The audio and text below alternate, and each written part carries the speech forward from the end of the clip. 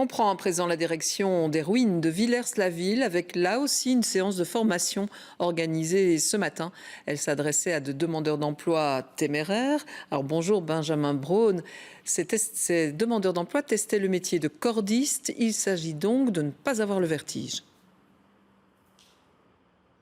Oui, effectivement, il ne faut pas avoir froid aux yeux, mais c'est un secteur qui est extrêmement porteur. On recherche de la main-d'œuvre, on recherche des bras pour faire ce métier de cordiste. Alors c'est malgré tout et malgré le vertige, même à 20 ou 30 mètres de haut, je peux vous dire que c'est particulièrement difficile de ne pas résister au charme des ruines de Villers-la-Ville. Je vous propose de vous y emmener tout de suite. Un site d'exception, sous le soleil de Villers-la-Ville. Harnachée au sommet des ruines, une équipe de formateurs et de stagiaires perchés à plus de 20 mètres de haut. Jacques, j'ai une question. Ici, j'ai un lierre qui va vraiment faire un coude dans la maçonnerie. Il est tout sec, il est vraiment mort. Et je voulais savoir si je pouvais le laisser, il allait se décomposer avec le temps. À 35 ans, Nicolas est en pleine réorientation professionnelle.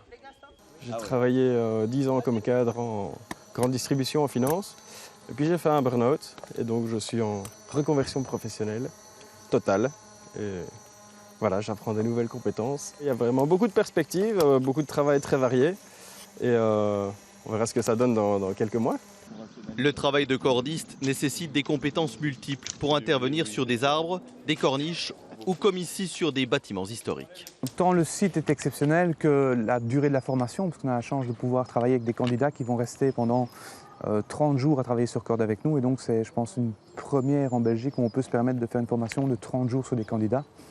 Et donc d'arriver à avoir un résultat qui est plus que le niveau moyen de formation qu'on peut rencontrer dans d'autres formations actuellement, quoi. Désherber pour limiter les dégâts des végétaux et des racines et préserver ces ruines exceptionnelles.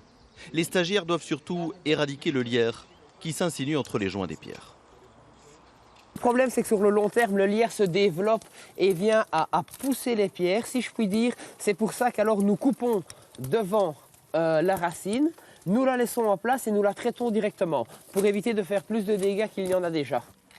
La formation est organisée pendant 30 jours depuis le mois de février. Opération win-win entre le Forum et l'abbaye qui gère ce site classé. Ce serait un budget qui dépasserait rien que pour un échafaudage. Il faut compter entre 35 et 40 000 euros qui doit être déplacé plusieurs fois. Donc, tandis qu'ici, avec le cordiste, on fait une économie. Financée par le Fonds social européen sur ce site patrimonial majeur, l'opération permet d'ouvrir d'autres horizons à des demandeurs d'emploi en quête de sens. Une belle façon effectivement de découvrir ces ruines. Merci beaucoup Benjamin.